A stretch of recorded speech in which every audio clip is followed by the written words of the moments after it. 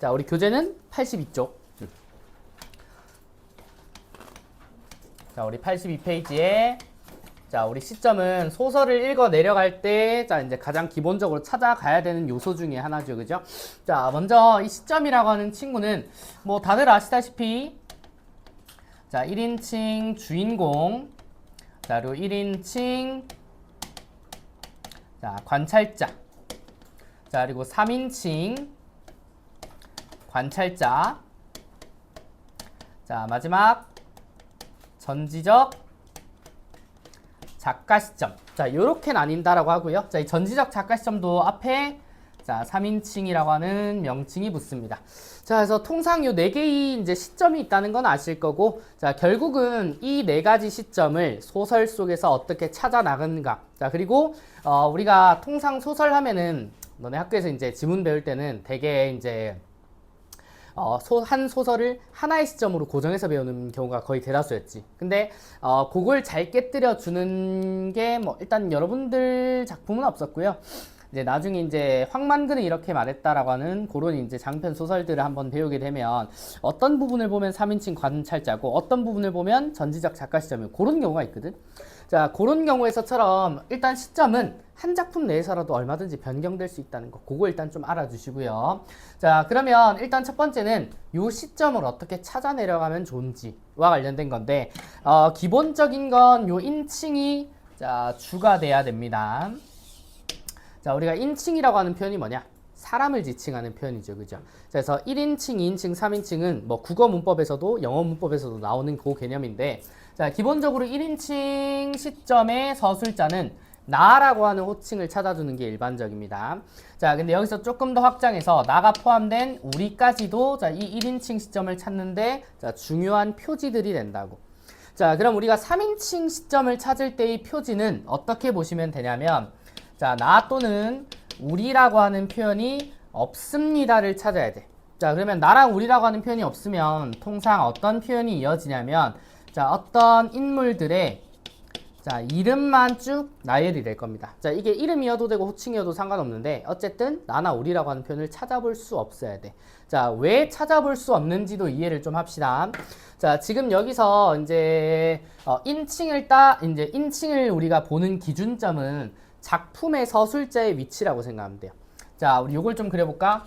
어떤 작품이 있습니다. 어떤 작품이 있는데, 자, 이 작품을 설명해주는 서술자라고 하는 사람이 있어요. 자, 지금 제가 그린 그림대로면 작품의 바깥에 서술자가 있는 거지. 근데 소설은 작품의 바깥에 있는 경우도 있고, 자, 작품 속에 이렇게 자, 서술자로 등장하는 경우도 있어. 자, 얘네들의 가장 큰 차이점이 뭐냐면 작품 속에 작품을 전개시키는 서술자가 있다는 소리는 자, 기본적으로 이 서술자가 등장인물이라는 거예요. 자, 근데 이 등장인물이 어느의 형태로 들어간다? 1인칭인 나나 우리의 형태로 들어간다는 겁니다. 자, 그래서 1인칭 주인공과 관찰자는 서술자가 작품의 내부에 존재하는 시점을 얘기를 하는 거고, 자, 반대로 3인칭 소설 같은 경우는 자, 이 서술자가 작품의 바깥에 있다라고 하니까 자, 보통 작품의 외부의 서술자가 존재합니다 라고 하는 것으로 본다고. 자, 가장 큰 기준점은 어쨌든 자, 우리 호칭을 통해서 서술자가 내부에 있냐 외부에 있냐를 찾아 나가는 것부터 시작을 해야 돼. 자, 여기까지는 우리가 뭐 어느 정도 다 알고 있는 간단한 내용입니다. 그럼 나머지 주인공과 관찰자, 전지적은 어떻게 구분하죠? 라고 하는데, 자, 요걸 구분하는 기준점은요, 자, 내면 자, 심리의 묘사에 있어요. 내면 심리의 묘사. 이게 무슨 말이니? 인물이 특정 상황에서 무엇을 지금 현재 느끼고 있는지를 알려주는 경우도 있고 보여주는 경우도 있습니다. 그래서 보여준다라고 하는 거는 가려두고 우리가 추론해내게끔 만든다고. 자, 여기서 말하는 주인공부터 갑시다.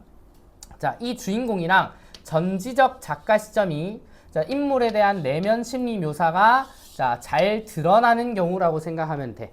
자, 근데 범위가 조금 한정이 되어 있을 겁니다. 자, 잘 봐. 1인칭 주인공 시점 같은 경우는 자, 작품의 서술자가 곧 이 작품의 주인공이에요.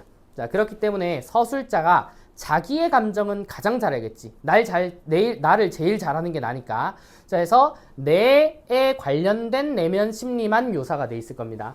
자, 자, 내가 아닌 다른 누군가의 감정은 내가 알 수가 없는 거지. 그지? 자, 그래서 1인칭 주인공은 호칭이 나이면서 나에 대한 내면 심리만 나오고 나머지에 대한 내면 심리 묘사는 찾아볼 수 없는 경우. 자, 요걸 1인칭 주인공이라고 하는 거고, 전지적 작가 시점이라고 하는 친구는 자, 모든 인물이 전제가 돼요. 모든 인물에 대한 내면 심리 묘사가 가능한 경우를 우리는 전지적 작가 시점이라 그래. 자, 근데 이게 모든 인물이다 라고 하는 거는 그 비중을 뜻하는데, 소설마다 전지적 작가 시점에는 어떤 호칭이 붙기도 하냐면, 자, 적어줄까요? 제한적이라고 하는 말이 붙는 경우도 있습니다. 제한적. 자, 이걸 우리가 어디에서 이제 여러분들은 조금 인지를 할 수 있냐면, 우리 범서고 친구들. 자, 우리 범서고 친구들 1학기 때 자, 관내분실이라고 하는 현대 소설 배운 적 있지? 기억나니? 자, 우리 관내분실이라고 하는 소설에서 이제 그 소설은 딸의 눈을 통해서 이제 엄마의 이야기를 파헤치는 우리 시점은 전지적 작가 시점으로 배웠었거든. 근데 우리가 그 소설을 보면 모든 인물의 내면 심리를 본다기보다는 엄마를 대하는 딸의 태도나 내면 심리 정도만 볼 수 있었다고. 자, 그런 것처럼 이 관내분실을 예로 들어서요. 자, 제한적 자, 전지적 작가 시점 같은 경우에는 누가 등장한다라고 보면 되냐면 어떤 인물에 초점을 맞추느냐라고 하는 초점 인물이 등장한다는 거예요. 자, 그래서 전지적 작가 시점이긴 하지만 어떤 한 인물의 심리 묘사에 치중이 되어 있다면 자, 그건 제한적이라고 하는 말을 붙여서 제한적 전지적 작가 시점이다. 뭐 이런 식으로 붙이기는 해. 그러면은 어떤 특정 인물에 초점이 맞춰져 있으면 주인공 시점 1인칭 주인공이랑 어떻게 구분하죠? 다시 돌아오는 거야. 자, 어떻게 구분하죠? 라고 하면 어떻게? 호칭으로 구분하면 되는 거지. 1인칭은 어쨌든 나나 우리라고 하는 호칭을 찾을 수 있을 거니까. 자, 이렇게 구분을 합니다. 자, 그럼 우리가 설명이 안 된 게 하나가 있죠. 자, 여기 관찰자 시점이라고 하는 요 친구. 자, 1인칭 관찰자는요, 내가 등장하긴 하는데 내가 주인공이 아니야. 자, 그러면 자, 기본적으로 주인공의 내면 심리 묘사는 있을 텐데, 자, 내가 관찰하고 있는 그 관찰 대상에 대한 내면 심리는 묘사가 안 돼 있겠죠. 3인칭도 마찬가지. 작품의 바깥에 있는 이 서술자가 우리의 이 작품 내부에 등장하는 모든 등장인물의 내면 심리를 파악하지 못하는 거야. 그래서 뭐만 한다? 관찰하고 우리한테 보여주기만 한다고. 자, 그러면 이 관찰자 시점 같은 경우는 무엇이 드러나냐? 이렇게 적어줄까요? 자, 보여주기의 방식이 주로 드러납니다. 자, 우리 소설 개념하면서 보여주기랑 말하기라고 하는 이제 개념에 대해서는 설명을 추후에 하기는 할 건데, 자, 보여주기라고 하는 방식이 자, 뭘 보여주냐면, 자, 인물들 사이의 대화라든지, 자, 그리고 인물들 사이에 이제 등장하는 행동이라든지, 자, 그리고 어떤 인물이 어떻게 생겼는지에 대한 외양 묘사라든지, 자, 요런 것들은 우리가 간접적으로 보고 이 대화나 뭐 어떤 사람이 어떤 행동을 하는지 아니면 어떤 사람이 어떻게 생겼는지 뭐 예를 들어 이제 길 가다가 이제 너네들이 이제 담배 뻑뻑 피우시는 털보 아저씨를 봤어. 성격이 어떨 것 같아? 왠지 좀 더러워 보인다고. 그지? 근데 이건 우리 생각이잖아. 실제로 엄청 착하신 분들인지 어떻게 알아요? 자, 그렇게 내면 심리는 우리가 추론만 할 수 있다라고 하는 것이 아까 말했던 그 털보 아저씨는 외양이 묘사가 된 거잖아. 아니면 행동이. 자, 이런 것들은 전부 다 자, 인물의 내면 심리를 뭐 하는 방법 중에 하나다. 추론할 수 있는 방법 중에 하나다라고 하는 보여주기가 메인이 되는 게 1인칭 관찰자와 3인칭 관찰자 시점의 특징 중에 하나라고. 자, 그래서 기본적으로는 시점에 대한 특징은 이렇게 잡아주시면 되는데, 자, 실제로 우리가 지문을 보면서, 자, 우리 1인칭, 봐봐, 82쪽에 1인칭 주인공 시점의 예시 작품이 나오고, 자, 1인칭 관찰자의 뭐 달밤이라고 하는 요런 소설이 나오지. 자, 그러면 아까 우리가 배운 걸 실제로 요 작품에 적용을 할 수 있을지를 보자고. 자, 82쪽 보세요. 자, 우리가 82쪽에 먼저 동백꽃이라고 하는 이제 작품이 있습니다. 자, 이 동백꽃이라고 하는 작품의 시점은 자, 알려준 것처럼 1인칭 주인공 시점이 되겠죠. 자, 그러면 일단 호칭어로는 나나 우리가 등장해야 돼. 한번 읽어보자. 자, 나흘 전 감자 쪼간만 하더라도 자, 여기 동그라미 나 이런 식으로 찾으라고. 자, 그럼 동백꽃에도 나라고 하는 호칭이 등장을 하니까 1인칭 소설인 거는 오케이, 알겠습니다. 자, 그러면 내가 주인공으로 등장해서 자, 내 내면 심리가 잘 묘사되어 있다면 1인칭 주인공이 맞겠지. 자, 읽어보자. 자, 나흘 전 감자 조각만 하더라도 나는 저에게 조금도 잘못한 건 없다. 계집애가 나무를 캐러 가면 갔지. 남 울타리 엮는데 생이질을 하는 것은 다 뭐냐. 그래, 그것도 발소리를 죽여가지고 등 뒤로 살며시 와서 예, 너 혼자만 일하니? 하고 긴치 않는 수작을 한대요. 자, 어제까지도 저와 나는 이야기도 잘 않고 서로 본척만 척하고 자, 이렇게 점잖게 지내던 터이련만 오늘로 갑작스레 대견해졌으면 웬일인가. 항차 망하지만한 계집애가 남일하는 놈 보고 한여름이나 대거는 하지. 자, 벌써 울타리를 하니? 라고 하니까 잔소리를 두루 들어놓다가 남이 들을까봐 손으로 입을 틀어막고는 그 속에서 깔깔댄다. 자, 별로 웃을 것도 없는데 날씨가 풀리더니 이놈의 계집애가 미쳤나 하고 의심하였다. 밑줄. 미쳤나 하고 의심하였다. 의심이라고 하는 생각은 지금 현재 내가 하고 있는 생각이지. 내가 지금 하고 있는 이 생각을 그대로 보여줍니다. 나의 내면 심리가 묘사가 된 거라고. 자, 그럼 우리가 이게 그럼 관찰자일 수도 있지 않나요? 라고 하는데 자, 여기서는 나라고 하는 친구와 자, 점순이라고 하는 아이의 자, 지금 갈등 관계를 다루고 있기 때문에 이 작품의 메인 주된 갈등에 포함되어 있는 인물이죠. 자, 그렇기 때문에 나는 이 사건의 주인공이 맞아. 자, 주인공이 두 명인 거야. 나도 주인공이고 점순이도 주인공이야. 자, 그래서 우리가 이런 근거를 통해 동백꽃은 1인칭 주인공이다. 이런 방식으로 찾아준대요. 자, 그러면 우리 83쪽으로 와서 관찰자 시점을 한번 볼까? 자, 이태준의 달밤이 있습니다. 자, 이 달밤은 1인칭 관찰자 시점이래요. 자, 볼까? 자, 성북동으로 이사 나와서 한 대여세 되었을까? 그날 밤 나의 동그라미칩니다. 나가 나왔지. 자, 그럼 일단 1인칭은 확정. 나는 보던 신문을 머리맡에 밀어던지고 누워 새삼스럽게 여기도 정말 시골이군. 자, 삼산학교에 급사로 있을 시대에 삼산학교에다 남겨놓고 온 일화도 여러 가지라는데 그 중에 두어 가지를 동네 사람들의 말대로 옮겨보면 그는 너의 색시 달아난다 하는 말을 제일 무서워했다 한다. 한 번은 어느 선생이 장난의 말로 요즘 같은 따뜻한 봄날엔 옛날부터 색시들이 달아나기를 좋아했는데 어제도 저 아랫말에서 둘이나 달아났다니까 오늘은 이 동리에서 꼭 달아난 색시가 있을걸? 이라고 놀리는 거야. 자, 이게 무슨 말이냐면 자, 여기 나라고 하는 인물이 나와요. 자, 그리고 그라고 하는 인물이 나오는데 자, 아마 이름이 묘사는 안 돼 있을 건데 그 작품 전문을 기준으로 할 때 이 그라고 하는 인물은 자, 황수건이라고 하는 사람이거든. 자, 근데 이 황수건이 사람들의 입장에서는 동네 바보로 여겨지는 사람이야. 자, 그랬잖아. 동네마다 조금 모자란 애들 있잖아. 자, 그렇게 여겨지는데, 자, 이 황수건이라고 하는 사람한테 사람이 이제 장난을 친다고. 이쯤 되면은 색시가 한 명 달아난다는데, 이제 너 차례인가 보다라고 하고, 자, 진짜 황수건이 막 무서워해요. 그러면은 자기 색시가 이 사람이 또 결혼했어. 자기 색시가 달아날까봐 두려워하는 모습이 추론적으로 드러나 있지. 자, 그리고 이제 밑에 조금 보면 수건이는 이름 나오네요.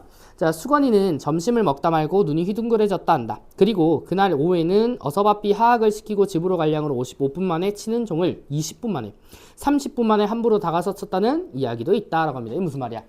얘가 그 학교 급사라고 해서 지금은 이제 학교에 타종이 전자식으로 다 통제가 되지만 옛날에는 이제 이런 사람들이 있어가지고 50분 지나면 시간 됐다고 이제 종을 진짜 땡땡땡 울려. 그러면 쉬는 시간 수업 시작할 때 종을 울린다고. 근데 얘는 지금 집에 색시가 탈환할 것 같아. 그 무서움 때문에 수업 50분 해야 되는데 20분 지났는데 갑자기 종 땡땡땡 치고 지 혼자 집에 간다고. 그지? 자, 요런 내용이에요. 그러면 잘 봐. 지금 여기에 서술된 이야기는 내가 메인이야? 그가 메인이야? 그가 메인이지. 자, 그러니까 이 작품의 주인공은 황수건이야. 그러면 나라고 하는 사람은 자, 그라는 주인공을 뭐한다? 관찰한다라고 하는 입장에서 서술을 하는 거라고. 자, 이게 차이예요. 메인 갈등이나 서사에 중심적으로 포함이 되어 있느냐 아니냐의 차이라고. 자, 그러면 우리 밑에 3인칭 작가 관찰자라고 하는 친구를 볼까요? 자, 요건 자, 금 따는 콩밭이네. 자, 보면 이 금 따는 콩밭이랑 동백꽃이 김유정으로 작가가 똑같아요. 작가가 똑같은데 자, 똑같은 작가의 소설이다 하더라도 자, 이렇게 3인칭 관찰자처럼 시점 바뀔 수 있다고. 자, 볼까? 자, 산재 지낸다고 꼬은 것은 언제나 갚는다지요. 자, 뚱 하고 있는 남편을 향하여 말끝을 꼬부린다. 자, 그러나 남편은 눈썹 하나 까딱하지 않는다. 밑줄. 자, 이게 인물의 행동입니다. 자, 아까 말했던 자, 보여주기의 한 방법이 드러나요. 자, 그리고 지금 호칭어가 하나 나왔지. 자, 누구? 자, 일단 남편이라는 인물이 나왔습니다. 자, 모든 인물 다 체크해야 나나 우리가 있는지 없는지 볼 수 있겠지. 자, 봐봐. 자, 이번에는 어조를 좀 돋우며 갚지도 못할 걸 왜 꼬라 했쥬 하고 얼추오령이었다. 자, 이 말은 남편의 채 가라앉지도 못한 분통을 다시 건드렸는데, 자, 그는 벌떡 일어서서 황밤 주먹을 쥐어 낭창할 만큼 아내의 꼴통을 후렸다. 자, 남편이 나오고 아내가 나옵니다. 지금 무슨 말이야? 남편이 아내한테 한 소리 들었어. 개빡쳐가지고 아내 머리를 뿡 하고 쥐어 박은 거야. 자, 이게 좀 이렇게 묘사가 되긴 했지만 폭행을 한 거죠. 가정폭력이야 지금. 자, 그런 상황에서 계집년이 방정맞게 다른 것은 모르나 주먹에는 아찔이었다. 멋없이 덤비다간 골통이 부서진다. 암상을 참고 바르르 하다가 이윽고 아내는 등에 업은 어린애를 끌어들었다. 남편에게로 그대로 밀어던지니 아이는 까르륵하고 숨모는 소리를 친다. 자, 그리고 아내는 돌아서서 혼잣말로 콩밭에서 금을 딴다는 쑥맥도 있담 하고 빗대놓고 비양거린다. 자, 왜 이런 갈등 상황이 만들어지냐면 뭐 일단 아이 정도도 인물이죠. 자, 봐봐. 남편, 아내, 아이가 있지. 누가 없어요? 나랑 우리가 없습니다. 자, 그래서 3인칭이다 라고 하는 게 있는 거고, 자, 아까 우리 행동 묘사 정도는 나왔고, 자, 인물들 사이에 대화가 나옵니다. 자, 이거 외에 남편과 아내와 아이의 내면 심리를 직접적으로 묘사한 부분이 없습니다. 자, 그걸 관찰자 시점에 근거라 그래요. 자, 지금 이 상황 그래. 그 금 따는 콩밭이라고 우리 옛날에 이제 한 산업화 시대쯤 그 전쯤에는 이제 우리나라에 금이 있냐? 아주 소수 있대. 근데 그걸 캐서 팔 만큼의 양은 없대. 자, 근데 소문이 난 거지. 어디인가에서 이제 금광이 발견됐다. 자, 그래서 사람들이 뭐 하냐면 농사를 지어야 될 땅에 금맥이 흐른다고 믿고 농사를 제껴두고 땅을 졸라파. 땅을 졸라파가지고 금이 나올 때까지 파는데 나오냐? 안 나오지. 그럼 뭐야? 땅만 파고 농사는 짓지도 못하고 가난해지는 거야. 자, 지금 남편이 그러고 있다고. 우리 땅에 금맥이 있대. 막 졸라팝니다. 근데 아내가 보기엔 어때? 누가 봐도 없잖아. 그러니까 한심하듯 조롱하는 장면이라고. 자, 그래서 요런 이제 소설을 3인칭 관찰자 시점이라고 하고요. 자, 그다음 전지적 작가 시점 볼까요?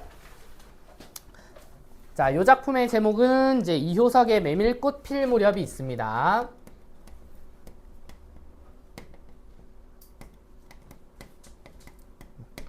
자, 이 친구는 자, 전지적 작가 시점이래요. 자, 역시나 호칭은 나나 우리가 없을 거야. 자, 읽어볼까?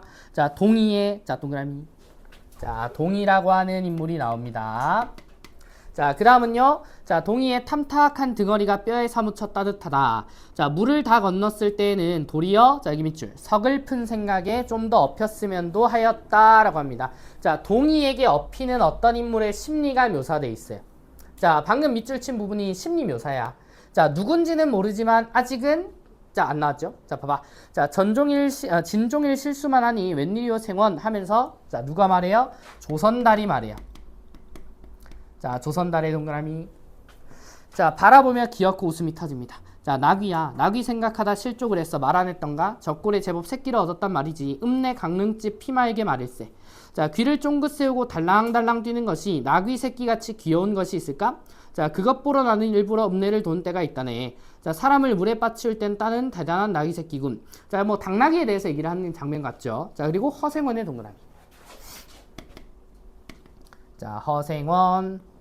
자, 지금 묘사된 인물 다 나왔습니다. 나나 우리 있니? 없죠. 그러면 3인칭으로 가면 되고, 자, 젖은 옷을 웬만큼 짜서 입었다. 이가 덜덜 갈리고 가슴이 떨리며 몹시도 추웠으나 여기 밑줄, 마음은 알 수 없이 둥실둥실 가벼웠다.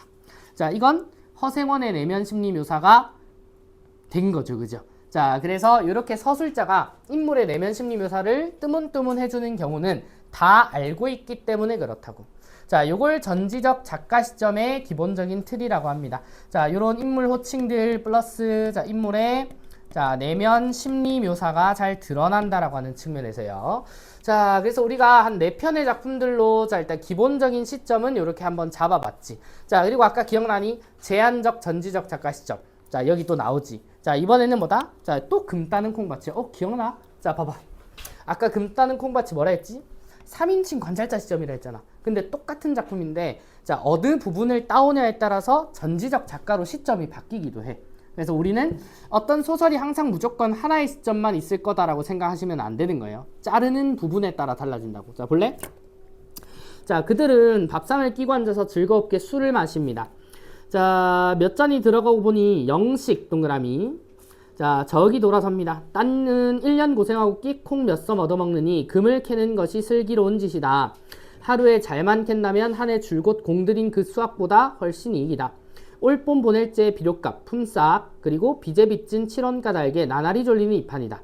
이렇게 지지하게 살고 말 바에는 차라리 가로지나 세로지나 사내 자식이 한번 해볼 것이다. 밑줄.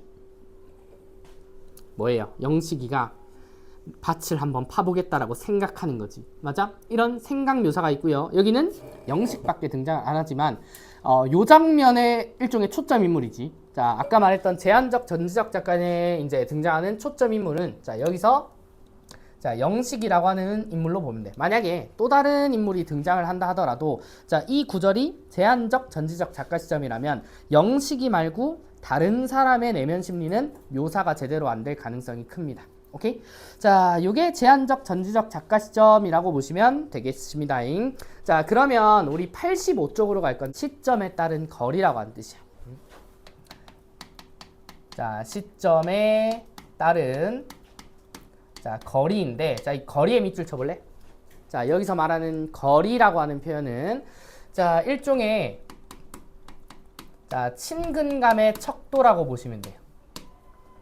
자, 그래서 우리 친근감의 척도라고 했을 때 거리는 어떻게 나눌 수 있냐? 자, 멀다라고 하는 개념과 자, 가깝다라고 하는 개념으로 나뉠 수 있을 거야. 자, 그러면 누구랑 누가 멀고 가까울지를 우리가 삼각형 하나를 그려볼 겁니다. 삼각형.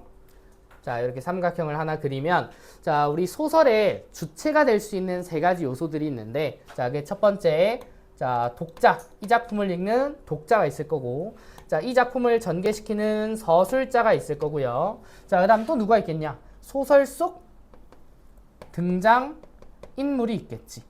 자, 여기서 뭘 파악하는 거냐면 자, 시점에 따라서 독자랑 등장인물의 거리가 가까운 시점이 있고 자, 먼 시점이 있고 그 다음 서술자랑 독자의 거리가 가깝거나 먼 시점이 있다고. 자, 그러면 이걸 나누는 이제 뭐 법례라고 할까요? 자, 우리가 이제 시점에 따른 거리를 우리가 볼 때는 일반적으로 보자. 자, 관찰자 시점. 관찰자 시점과 자, 요거는 1인칭과 3인칭 모두를 포함하는 개념이에요. 그래서 제가 노란색으로 지금 쓸 거는 자, 관찰자 시점에서 우리가 볼 때의 거리감을 뜻해요. 자, 그러면 이 관찰자 시점이라고 3인칭을 우리가 묶은 이유는 뭐냐면 자, 핵심은 서술자가 알려주지 않는다 있어요. 자, 요거 잘 기억해. 서술자가 알려주지 않아. 뭘 안 알려주겠냐? 이 글에서의 등장인물과 관련된 사항을 독자에게 알려주지 않을 거예요. 자, 그러면 먼저 자, 서술자가 아무것도 정보를 알려주지 않기 때문에 독자랑 등장인물의 거리를 한번 볼까? 자, 잘 봐. 우리 친구 관계를 생각해 보자고. 내가 보빈이랑 친구야. 근데 이제 윤서라는 짝이 이제 또 하나의 친구를 만들려고 합니다. 자, 근데 내가 윤서한테 직접 다가가는 거랑 직접 다가가지 않고 보빈이를 통해서 윤서에 대한 평을 듣는 건 다른 거지. 엄청 다를 거야. 그지? 자, 그러면 이렇게 생각해 봤을 때 내가 윤서한테 직접 다가가는 그 상황은 관찰자예요. 왜? 자, 중간에 내가 알려주는 사람이 아까 보빈이라 했잖아. 그래서 중간에 알려주는 보빈이가 이 서술자의 역할을 한다고. 자, 그러면 이게 무슨 말이야?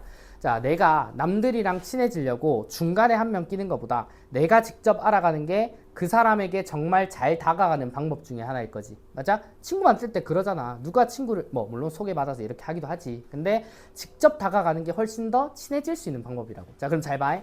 자, 관찰자 시점은 등장인물에 대한 정보를 서술자가 주지 않는다 했지. 그러면 독자가 등장인물에게 직접 다가가야 됩니다.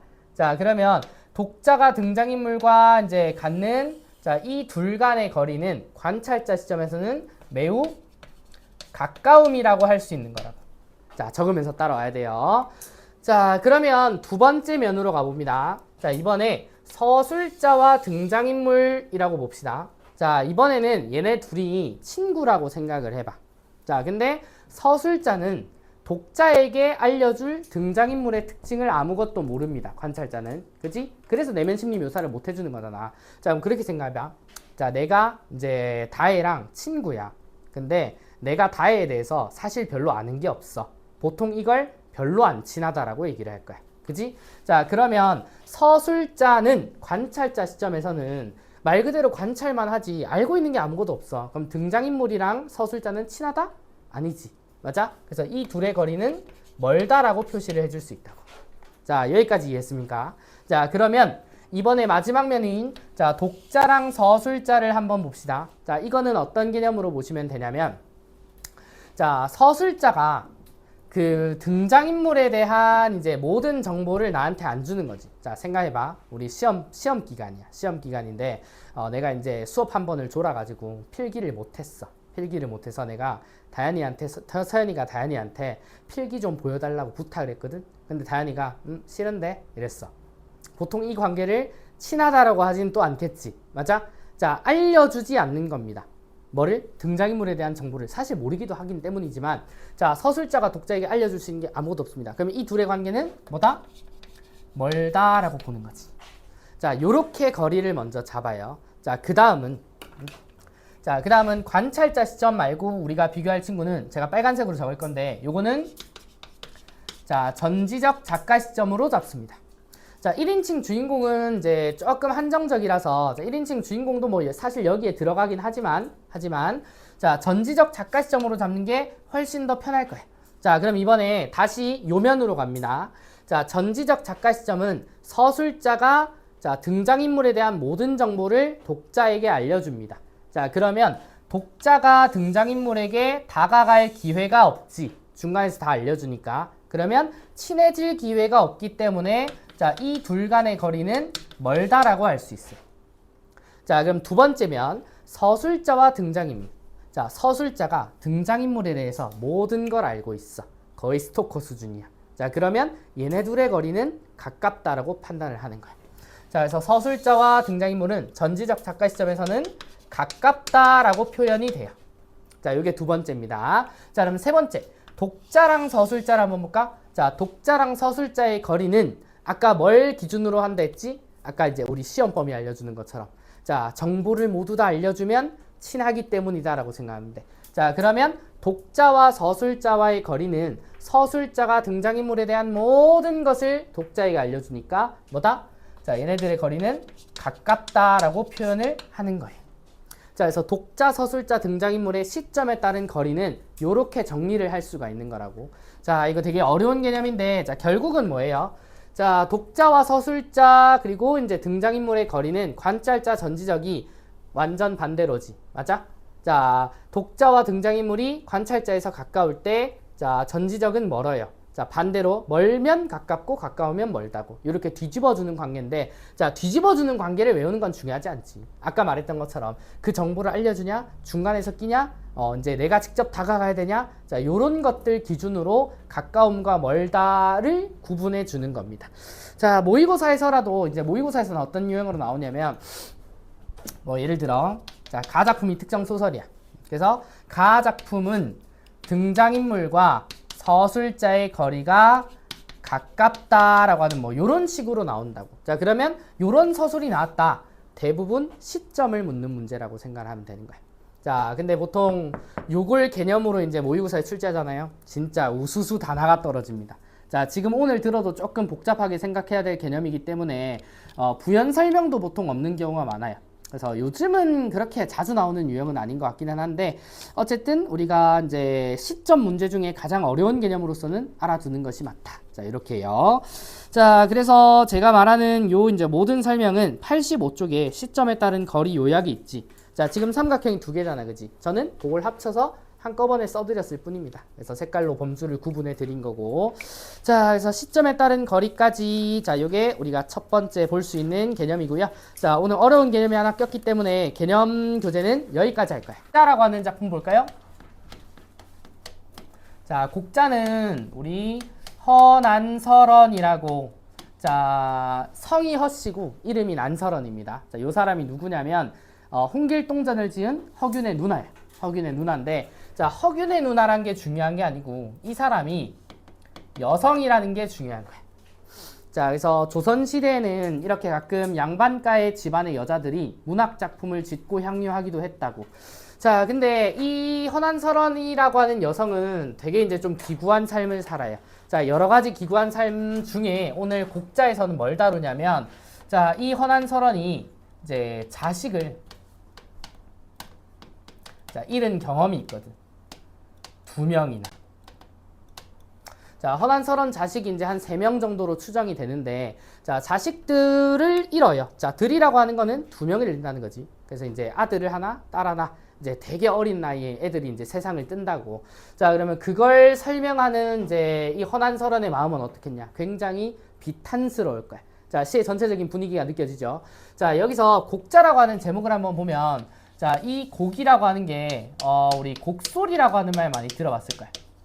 자, 이 곡소리가 요약하자면 아이고 아이고 하는 소리라고. 자, 그 소리 언제 내는지 알아? 뭐 지금은 안 내지만 장례식장에서 사람 죽었을 때 이제 그 옛날 상복 같은 거 입고 아이고 아이고 하는 거 알죠?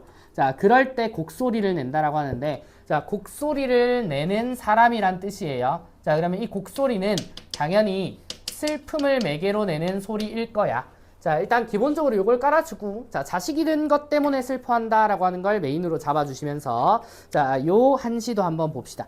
자, 상황이 엄청 직설적으로 나와. 어디? 자, 지난해 사랑하는 딸을 여의고 올해는 사랑하는 아들 잃었네. 여기 밑줄. 자, 지난해는 자, 누를 잃어요? 딸을 여의고. 자, 올해는 자, 아들을 잃었대. 자, 지금 이제 시적인 상황이 아주 직설적으로 나와 있지. 자식을 잃은 경험이 바로 처음부터 나온다고. 자, 그러고 그 다음 3번째 행을 보세요. 슬프고 슬프구나 광릉 땅이여 라고 얘기를 한다고. 자, 슬프고 슬프구나의 밑줄. 자, 슬프구나라고 하는 화자의 자, 정서 표현이 직접 제시가 돼 있어. 자, 그 다음 2 무덤 나란히 마주하고 있구나. 이 2 무덤 누구겠냐? 아들이랑 딸 무덤이겠지. 그치? 자, 비슷한 곳에 묻었나 봐. 자, 그리고 사시나무엔 쓸쓸한 바람이 불고 도깨비 불은 무덤가에 나무를 밝히네 라고 하는 말이 있어요. 자, 그럼 얘네들 주변에, 이 무덤 주변의 경치를 지금 묘사한 것 같은데, 자, 쓸쓸한 바람, 도깨비 불이 무덤가 나무 밝히네 라고 하니까 굉장히 쓸쓸하고 외로운 분위기가 느껴집니다. 자, 그 다음 아래. 자, 종이돈 살라 너희 넋을 부르며 무덤에 술잔 따르며 제를 올리네. 자, 여기 밑줄. 자, 종이돈을 살라라고 하는 말은, 자, 종이돈을 태운다라고 하는 의미거든. 자, 종이돈을 태운다.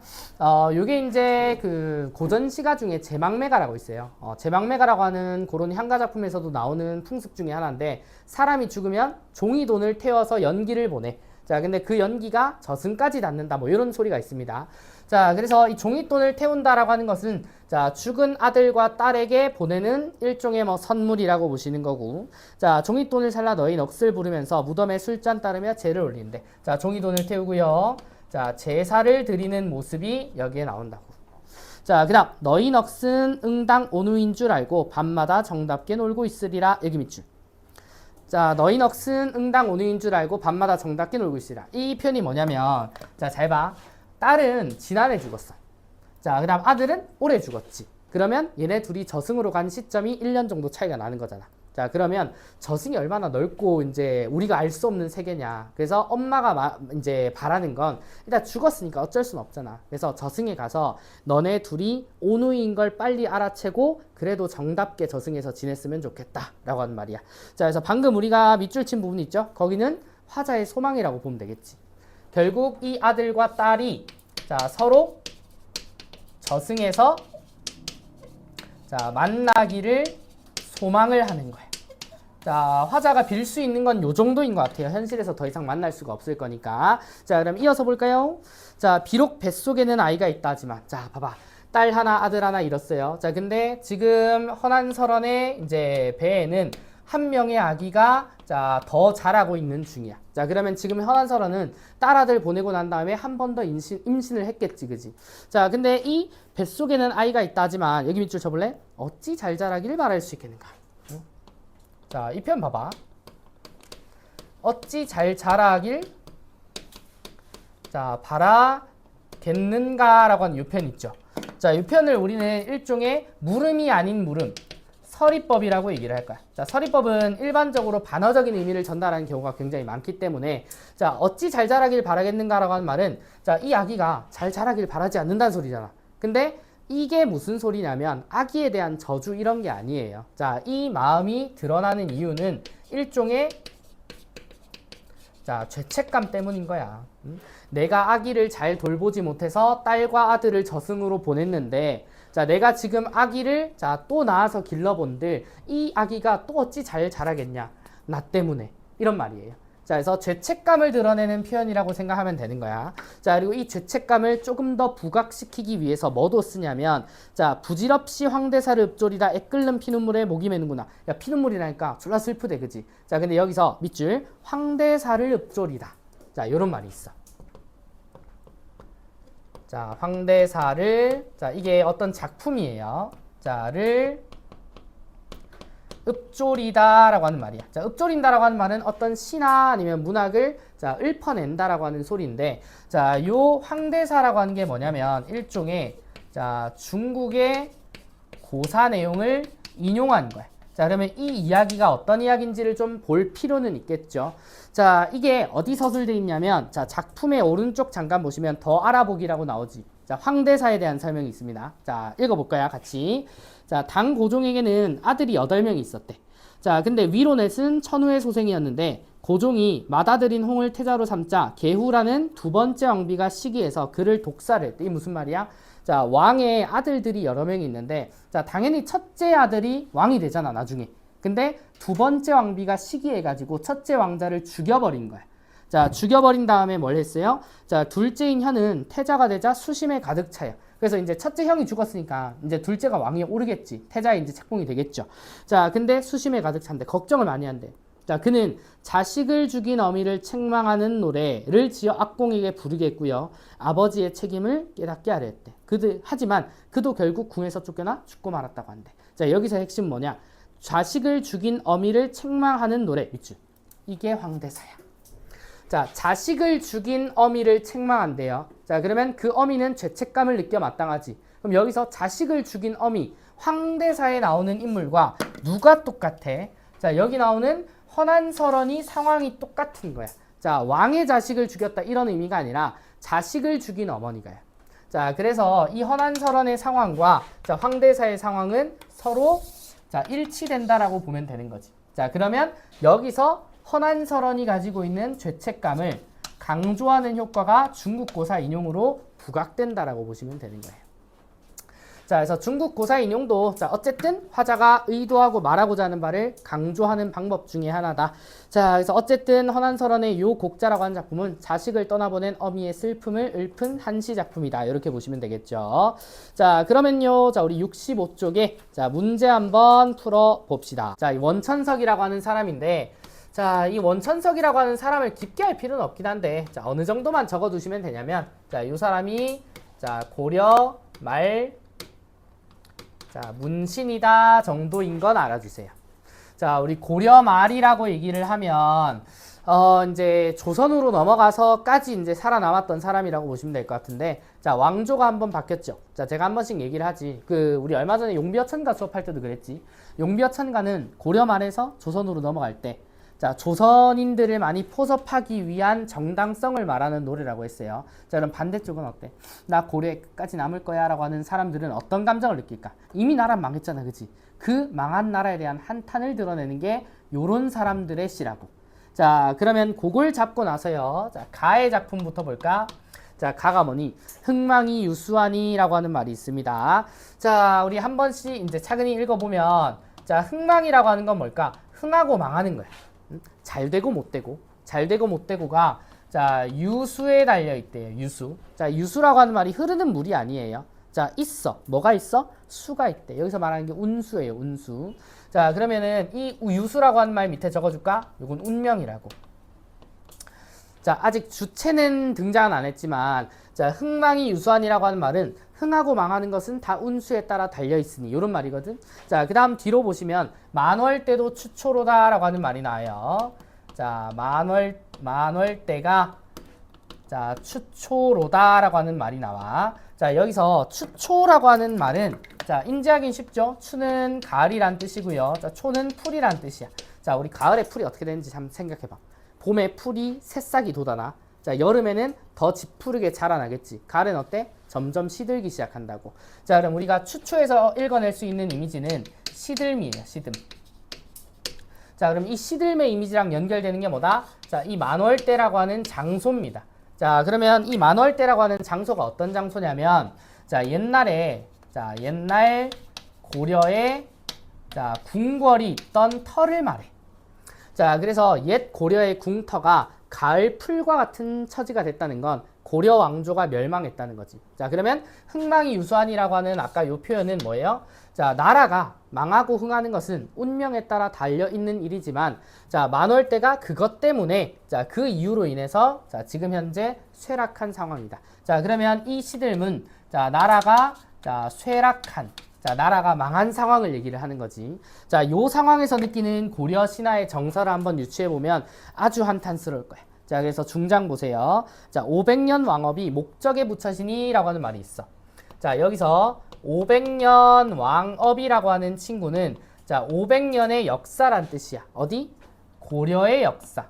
자, 이게 어디에 붙여 있느냐? 자, 목적에 붙여지니라고 하는 말이 있는데, 자, 목적이라고 하는 말의 뜻풀이를 보면 목동이 부는 피리 소리래. 자, 우리가 피리를 500년 동안 불 수는 없잖아. 그지? 그러면 뭐 일반적으로 우리가 뭐 가요를 예로 들면 요즘 노래들이 또 짧잖아요. 그죠? 한 2분, 3분이면 다 끝난다고. 자, 그러면 목적이 예를 들어 한 2분, 3분짜리 피리 노래소리라고 보면 이 고려 왕조의 500년을 이 짧은 시간 안에 다 담아낼 수 있을 정도라고. 자, 그럼 이게 무슨 말이다? 이 500년 왕업이, 자, 길지 않고 굉장히, 자, 짧게, 자, 끝난 것처럼 여겨진다고. 자, 그러면 더 이상 500년 왕업은 내 옆에 남아있니? 안 남아있죠. 자, 그걸 우리는 뭐라고 하냐? 자, 부재로 인해 느끼는, 자, 무상감이라고 얘기를 합니다. 자, 무언가가 내 옆에 있다가 없어진 부재의 감정을 우리는 인생무상, 무상감이라고 불러요. 자, 그래서 500년 왕업이 목적에 붙여지니라고 하는 말은, 자, 굉장히 허탈한 겁니다. 나라가 망해버려서. 자, 그 다음 종장 보세요. 석양에 지나는 객이 눈물겨워하노라 라고 합니다. 자, 우리 석양이라고 하는 표현이 있어요. 자, 일단 표면적으로는 저녁을 뜻하는 말이야. 자, 근데 두 번째 의미로는 아까 우리 추초라고 하는 표현에서 봤을 때처럼, 자, 이 고려 왕조가 쇠락했다. 자, 우리가 보통 나라가 잘 될 땐 해가 떠오른다. 나라가 망할 때 해가 진다. 이런 표현을 많이 쓰지, 그치? 자, 그래서 저녁이거나 쇠락한데. 자, 근데 그 쇠락한 상황에서, 자, 객이, 자, 이 객은 손님이란 뜻이거든요. 자, 근데 문맥상 원천석이라고 하는 시인 본인, 자, 즉 화자를 뜻하는 표현으로 써요. 자, 왜 그걸 추론이 가능하냐? 자, 이 객이 지금 뭐 하고 있거든? 자, 눈물 짓고 있대잖아. 그지? 자, 그래서 지금 눈물을 지을 사람은 이 시조를 쓴 원천석이라고 하는 작가일 거라고. 그래서 원천석 본인을 뜻하는 말이 객이고요. 자, 이 객이 저녁 또는 쇠락한 나라를 생각하면서 눈물 짓는다라고 하는 표현이야. 그래서 나라를 잃은 슬픔을 읊은 노래가, 자, 요 가라고 하는 시조라고. 자, 이해되시죠? 자, 그 다음 우리 나를 한번 볼까요? 자, 나지문의 제목은 눈 맞아 휘어진 대를. 자, 이번에도 원천석의 시인데, 자, 이 시는 나라가 망해서 슬픕니다라고 하는 걸 드러내는 시는 아닐 거야. 자, 왜 그러냐면, 자, 눈 맞아 휘어진 대 보세요. 자, 현대어로는 눈을 맞아서, 자, 휘어진, 자, 대가 대나무거든. 적어줄까? 자, 대나무. 자, 눈을 맞아서 휘어졌대. 자, 그 대나무를 누가 굽다 턴고는 누가 굽다라고 말할 수 있겠느냐, 이런 말이야. 자, 이게 무슨 말이야? 자, 우리 대나무가 있어. 자, 이렇게 대나무가 있는데, 자, 이렇게 뭐 대충 그랬습니다. 자, 이 대나무가 있는데 대나무의 기본적인 속성은 뭐지? 자, 고듬이죠. 고듬. 그래서 눈이라고 하는, 자, 여기 세모 쳐볼까? 눈이라고 하는 대나무를 휘어지게 만드는 일종의 시련이 오더라도, 자, 대나무가 잠깐 휘어지는 거지. 대나무의 고듬이라고 하는 속성이 변하니? 아니죠. 자, 그러면 눈 맞아 휘어진 대나무를 누가 굽다고 하겠느냐라고 하는 말은, 자, 이 대나무는 굽지 않는다라고 하는 표현을 강조하는 서리적인 표현인 거야. 자, 그러면 이 대나무의 속성은 굽지 않는 무언가지. 자, 조금 더 해볼까요? 자, 굽을 절이면 눈 속에 푸르겠느냐. 자, 두 번째 속성이 있습니다. 자, 대나무는 곧다라고 하는 속성이 있고, 자, 두 번째는 눈 속에 자, 푸르겠느냐 라고 하는 요런 물음도 있어. 자, 이게 무슨 말이야? 자, 곧으면서 사시사철 푸르다라고 하는 속성인 거지. 자, 이것도 눈이라고 하는 시련이 오더라도 대나무는 휘어지지 않고 자, 계속 푸른 상태를 유지한다는 거지. 자, 이게 무슨 말이에요? 자, 이 대나무가 가지고 있는 속성이 자, 불변성이라는 것. 불변성. 자, 그리고 뭐 올고듬 요런 건데 자, 이 불변성이라고 하는 것이 보통 자, 고전 시가에서는 사대부의 자세라고 일컬어져요. 자, 그래서 우리가 이 대나무라고 하는 요 식물이요. 자, 요 식물이 일반적으로 자, 우리 사군자라고 하는 네 가지 식물에 해당이 되지. 자, 이 사군자에 해당되는 식물이 뭐냐면 자, 매화, 난초, 국화, 대나무라고 하는 친구야. 자, 매화, 난초, 국화, 대나무. 자, 얘네들의 공통점이 뭐냐면 자, 매화는 겨울을 이겨내고 강인하게 생명력을 피워내는 꽃이고요. 자, 난초도 그래. 난초는 뭐 시들긴 하는데 난초도 그런 비슷한 의미가 있대요. 자, 국화도 대나무도. 자, 특히 대나무 같은 애들 보면 항상 곧고 푸른 걸 유지하는 거지. 그래서 이 사군자는 사대부의 지조와 절개를 상징하는 말로 많이 쓰인다고. 자, 그럼 결국 뭐다? 이 나는 자, 대나무라고 하는 이 식물에 곧고 푸르다라고 하는 사군자적인 지조와 절개의 성질을 통해서 누가 그걸 가지고 있다? 원천석 작가 본인이 이러한 태도를 가지고 있는 사람이다 라고 하는 거야. 자, 그러면 여기서 대나무는 자, 결국 화자 본인을 드러내는 표현이다 정도로 나타나 있는 거지. 자, 그래서 이렇게 가 같은 경우는 고려가 망해서 너무나도 한탄스럽고 무상감을 느낍니다 라고 하는 시라면 자, 나 같은 시는 나는 어떤 시련과 고난이 있더라도 대나무처럼 자, 지조와 절개를 곧게 지키겠습니다 라고 하는 사대부로서의 의지를 지닌 시가 될 수도 있다고. 자, 그럼 이 의지는 뭐겠어? 저는 바뀌어버린 조선 왕조에도 굴하지 않고 고려를 따르다 죽겠습니다. 이런 의지라고. 자, 그래서 흥망이 유수한이랑 이제 눈마저 휘어진 대를 이라고 하는 이 두 작품을 통해서 자, 우리 고려 시대 말기 자, 사대부의 마음들을 좀 살펴봤습니다.